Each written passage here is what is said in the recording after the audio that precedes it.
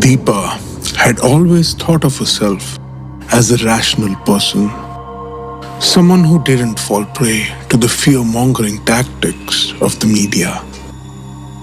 But as she stood on the balcony of a beautiful Mumbai home facing the Arabian Sea, she couldn't deny the cold knot forming in her stomach. The coastline had receded miles into the ocean, leaving behind a desolate wasteland of sand and dead fish. As she made her way down to the beach, Deepa couldn't shake off the eerie feeling that had settled over her. The air was still, the sky devoid of any birds.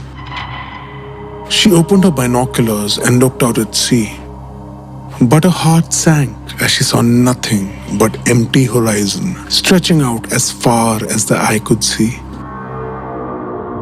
Soon after what felt like a couple of hours, she noticed waves coming in from a few miles into the ocean through the lens of her binoculars. As the waves grew closer, Deepa's heart raced with fear. These were no ordinary waves.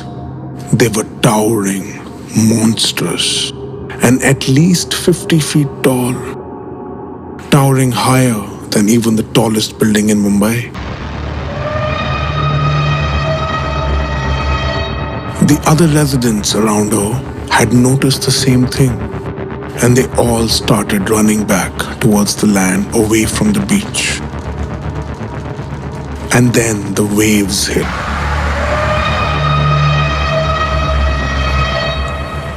A deafening roar that swallowed up everything in its path. Deepa felt herself being tossed around like a rag doll, her body battered and bruised.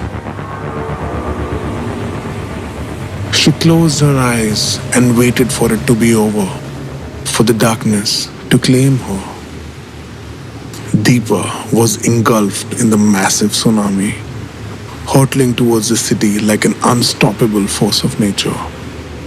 As the waves crashed into the high-rise buildings, levels up to the 6th floor of the Mumbai coastline houses were immediately flooded.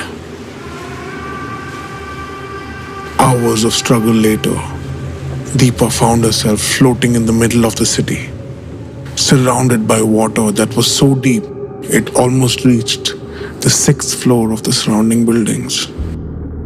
Survivors were looking around in shock and disbelief, realizing that only floors 7 and above were still above water. But even those skyscrapers were starting to crack at their foundations, as if the very earth was trying to swallow them whole. Deepa's thoughts raced as she tried to come up with a plan to escape the tsunami. If she could swim towards the mainland, maybe she could survive this epic catastrophe. But just as she gathered the strength to try, she looked out to the west and witnessed a scene of unimaginable terror. Waves, gigantic waves, were approaching them, towering at least a mile high. The tallest Mumbai building looked like a miniature doll in comparison. Deepa knew there was no escaping this tide, and as she thought of her parents and prayed to her God, she braced herself for the end. The waves crashed into the buildings, smashing them open like a house of cards. And before she could think, Deepa was completely engulfed in water. In just a few short hours, the city of Mumbai was no more.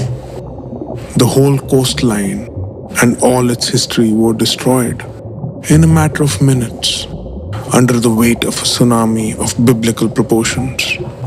And Deepa, along with countless others, had been swept away, consumed by the unrelenting power of the sea.